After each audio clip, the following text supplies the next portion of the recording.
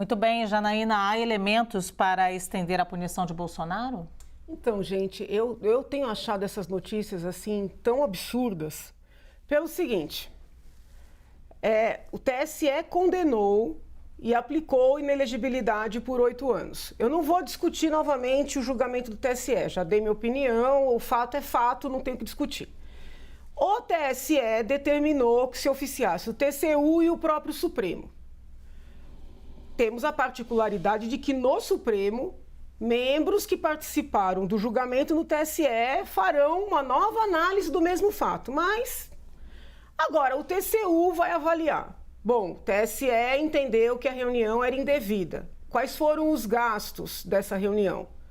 Vamos determinar que o ex-presidente devolva? Até aqui tudo bem, mas não tem como o TCU, que sequer é competente para tanto, determinar uma nova inelegibilidade, estender a inelegibilidade já determinada com base no mesmo fato ou, na medida em que é incompetente para isso, devolver os autos para que o mesmo tribunal que já condenou aplique mais uma pena da mesma natureza para o mesmo fato. Gente, não tem.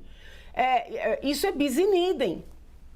A questão é a seguinte, como não gostam do ex-presidente Bolsonaro, os formadores de opinião noticiam o absurdo como se fosse algo normal. Nós não estamos falando dos outros processos, vamos imaginar, se instaurou lá, eu sei que há alguns procedimentos no TCU para avaliar, acho que até o caso das joias, se eu não me engano, tem ali um procedimento no TCU, mas existem procedimentos no TCU relativos ao ex-presidente Bolsonaro. No TSE tem mais 14, se eu não me engano, ou 15. Nestes outros feitos, se eventualmente forem decretadas outras penalidades de inelegibilidade, mas o mesmo fato rendeu uma nova pena de inelegibilidade, uma extensão, isso é bis in idem. Mas, Janaína, isso no bis in idem, traduz bis in idem é você aplicar, você avaliar o mesmo fato mais de uma vez e punir o mesmo fato, entende? Aqui o bis in idem vai além, porque, além de tudo, é a pena da mesma natureza. Sim. Janaína, mas a gente está noticiando, e aí eu falo que você falou dos formadores de opinião que não gostam do presidente Jair Bolsonaro, do ex-presidente, mas a gente está noticiando com o fato. O TCU pediu isso e a nossa pergunta aqui, inclusive, no grande debate que tem os dois lados há elementos para estender a punição a Jair Bolsonaro? Não, estou falando especificamente de vocês, porque assim, se a gente olhar as notícias em geral, são sempre meio que festejando isso, É uma armadilha, porque isso está errado. E vai ter um retorno, porque as pessoas vão ficar com esse sentimento de que estão caçando o homem, no sentido, não só no sentido político, jurídico, mas literal. Muito bem. Tardelli, há elementos para estender essa punição de Jair Bolsonaro? Essa pergunta não é tão fácil assim de ser respondida, sabe?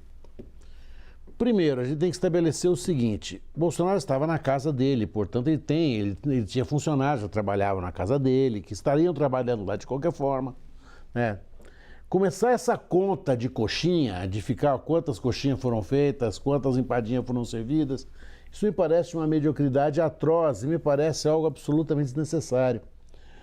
Porque o grave não é o que ele gastou para fazer aquela festa, aquela recepção aos embaixadores, mas o que resultou daquela. O grave é isto, Neto. Às vezes eu acho que a gente se perde muito em mediocridades que não dizem absolutamente a que vieram. Nós temos outras situações do Bolsonaro para verificar. Eu não sei se o Tribunal de Contas da União, e aí eu não conheço realmente a estrutura, a dinâmica do Tribunal de Contas da União, se ele tem essa sobra energética, para ficar sabendo quanto que gastou num piquenique com o embaixador. Mas é a função do Tribunal de Contas da União fazer isso, é função deles. Aí é que está. Essa é a questão. Não há questões maiores a serem vistas. Tanto que o tribunal estabelece um valor de alçada, que a gente chama em direito de valor de alçada. Olha, abaixo de 100 mil, esquece. Por quê? Porque é tão pouco que não compensa usar a dinâmica, a estrutura do tribunal para apurar algo pequeno. Bom, mas então nós temos que fazer isso passar de 100 mil. Isso tem que ser 100 mil reais, 100 mil e R$1. Como é que nós vamos começar a fazer isso? Então eles vão falar assim, ó, gastou tanta água a mais, o café da manhã, quem pagou? Sabe, é uma dinâmica que o Tribunal de Contas está despendendo energia naquilo que eu acho que não precisaria despender. Com todo o respeito ao Tribunal de Contas, com todo o respeito ao Tribunal de Contas, efetivamente. Há situações muito mais graves que nós temos que olhar. Eles têm essa coisa, pô, eles têm esse espaço, mas é a função do Tribunal de Contas. Não, pera, há uma nota fiscal de R$12 mil. Agora começa aquela história de você estimar o gasto. E claro que essa estimativa de gasto não pode ser contra o direito de liberdade, a presunção tem que ser a favor de quem está sendo investigado. Eu não posso, olha, mas isso custou o técnico da televisão oficial, mas o técnico da televisão oficial já está, ele é pago pela televisão oficial. Eu não sei se nós não estamos, e o Tribunal de Contas da União, ele quer estabelecer um protagonismo, ele disputa protagonismo. E a minha tocou num ponto interessante, eu não tinha percebido, mas você tocou num ponto muito interessante. Qual, Janaína? E isso que ele disse, ele está disputando protagonismo. É um ponto importante, porque o que eu tenho sentido? Um sobrepor de cortes. Todo mundo quer julgar tudo. Então, ocorre uma perda de energia, material humano, material em termos de recursos.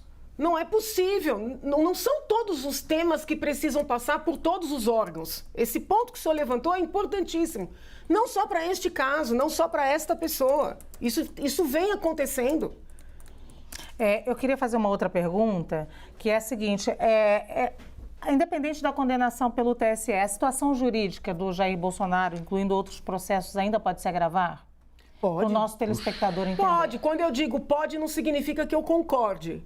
Pode no sentido de possibilidade. Pode acontecer. E eu ouso até dizer de probabilidade. É provável? É muito provável. Existe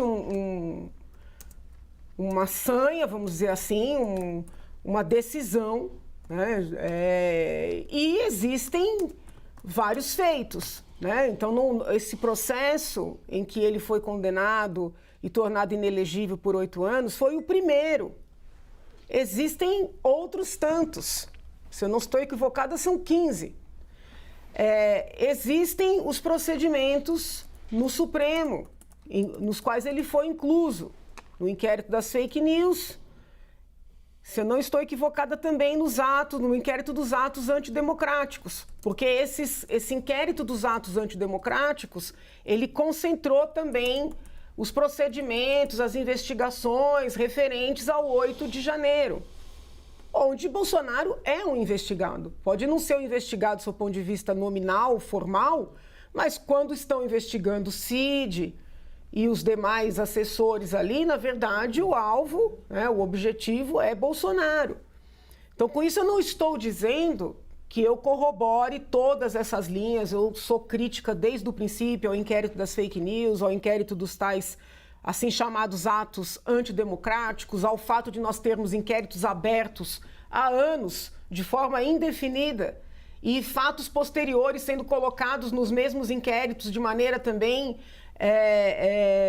vamos dizer, sem um critério, Então, não estou com isso corroborando, mas a possibilidade é real dele ter problemas graves, inclusive no âmbito criminal.